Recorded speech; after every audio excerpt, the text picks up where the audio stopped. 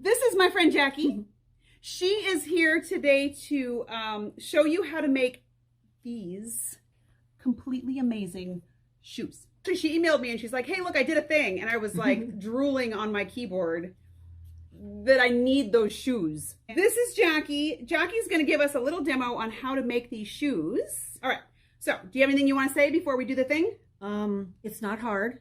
It's a process. The slower you go, the better. And there was no pattern. It just kind of popped into my head as something that I thought was possible to do. So I went ahead and did it. All right. On that note, I'm going to turn this around. All right. So these are just plain white sneakers. Pretty much any brand will do. You just need to be careful about how thick the top part is. Some of them come down to here, so you're losing out on a little more space to cover with fabric. Like these ones. Yes. So these have, it's less here, and it's got this piece here. But that's still really doable. And these are a pair that I'll be working on for my granddaughter. I started out using something like Mod Podge. I've used it in the past. I've now realized that Mod Podge makes an outdoor glue, and they also make an outdoor sealer. And I think that that would probably work much better. I used a shoe sealer when the process was done, and it was a waterproof boot sealer that you can pick up at like Dick's Sports, you know, any of Cabela's, the fishing, Cabela's, like yeah, the fishing supply stores. So, and paintbrushes, some X-Acto blades. I just use the blade, but if you're more comfortable using it with the handle, and then scissors. And she's got these tiny scissors. So that's probably a really good option, is having something that would make really small cuts.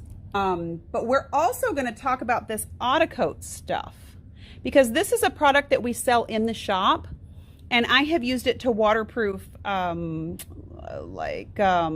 tote bags and zipper totes and placemats and things like that. And this is stuff that you also paint on, and it's meant for fabric.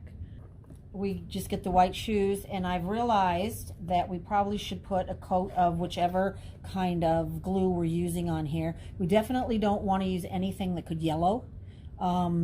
You want to always look for it's clear, and I would suggest either I used a satin. I like the little bit of shine, but if you don't, they also make it in a matte.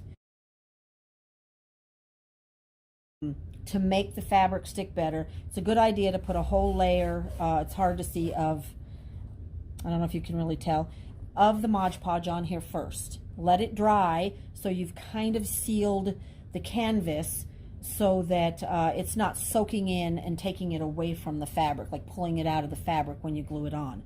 So after you let it dry, then you can apply another coat of your desired glue. I take the fabric, and we're wanting Minecraft on this one. We would kind of measure it out like this and up to here, cut it off right about there. Then I'd go ahead and glue the shoe, put the glue down, lay the fabric on, and kind of smooth it. Try not to stretch it too much, especially if you cut it on the bias, because you could do something like that if you chose to.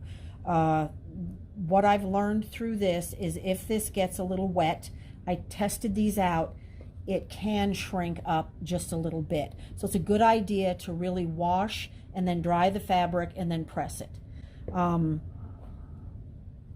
So you put a layer of the glue down so that it's wet. Yes. And then put the fabric on top of that. Fabric on top of it. And usually some of it will come through. It's okay. Just kind of smooth it out.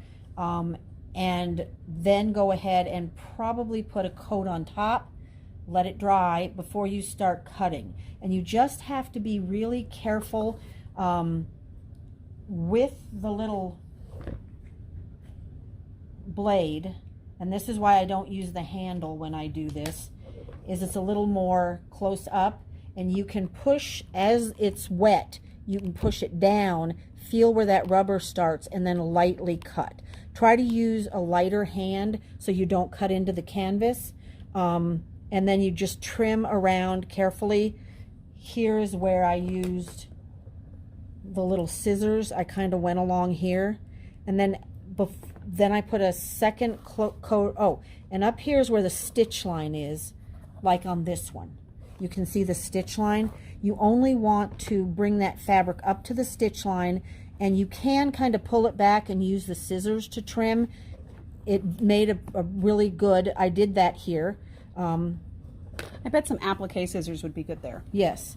So it's laying here and it's glued, and I bent it like this, and I went in and trimmed.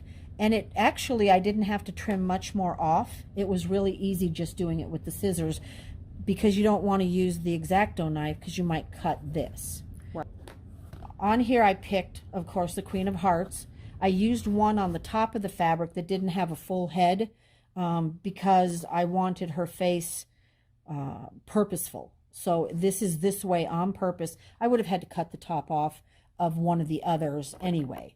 And then because in the black and white stripes, I went ahead and put that here, and I wanted to use the Cheshire cats over here. I like the orange and yellow, and I went ahead and cut one of the cats out and put it on the back of this shoe to just kind of bring them together. There's a couple things that I learned while doing this that I thought it was important to share. I would get the shoes a half size to one size bigger, depending on how loose they are. This does shrink up a little bit, and it makes it more snug on your foot. So if you don't want your shoe that snug, I would go at least a half size bigger. Wash the fabric before you put it on. Wash it, dry it, and press it.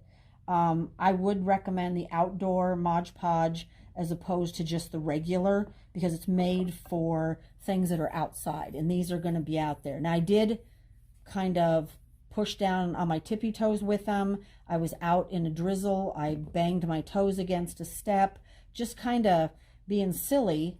And you do see like a little mark here where it bent, but any shoe would do that, any sneaker. And it, even though it's got a little bit of white, it's not really noticeable unless I point it out specifically. I think it gives it character. Yeah, and everything, again, needs to be clear. It needs to dry clear. You don't want to use something like Gorilla Glue because it does yellow really badly, and I don't really think that's the look. I think that would make them crispy though too. Yes, like it would be crunchy. It does flake. Yeah, Gorilla Glue will flake, and that'll look bad. Also, I used a little bit of frog tape on here before I sprayed them and sealed them, because if you get that, I'm sorry, they're dirty. If you get that on here, it will stick on, but then it, excuse me, kind of looks like snot, and it flakes off over time. You know, so it just makes them look bad. Angie had talked about this. I'm kind of excited about this product. Instead of using a spray, you could opt for this as well, because this is going to be a little more flexible. It's going to bend more, and you might not see that kind of a line on the shoe. Okay. Now, just on the shoe, when you pre-treat the shoe, you need to let that dry overnight. Okay. So that it's not wet at all and pull more of the glue meant to hold this down into the canvas. Okay. So then when you get ready to do this, you'd put another coat on, you'd lay your fabric, and then you would trim, make sure you like the way it looks, and then you would go ahead and put 3 layers lightly. It starts to look clear, you go ahead with the second layer. Okay. Starts to look clear, you do the 3rd layer. It's probably tacky. It just seems to hold on better. Then I let it dry overnight before I sealed it. Then when I sealed it, I let it dry 2 days. Okay. And then I wore them. Oh, they are so cool. I'm so excited to make a pair. Yeah, so I hope everybody had fun with Jackie. I know I did. Oh, thank you. And I really do plan on, once I decide which fabric I'm going to use, because I have some. Yeah, I'm going to totally make a pair of these shoes. Thank you so much, Jackie.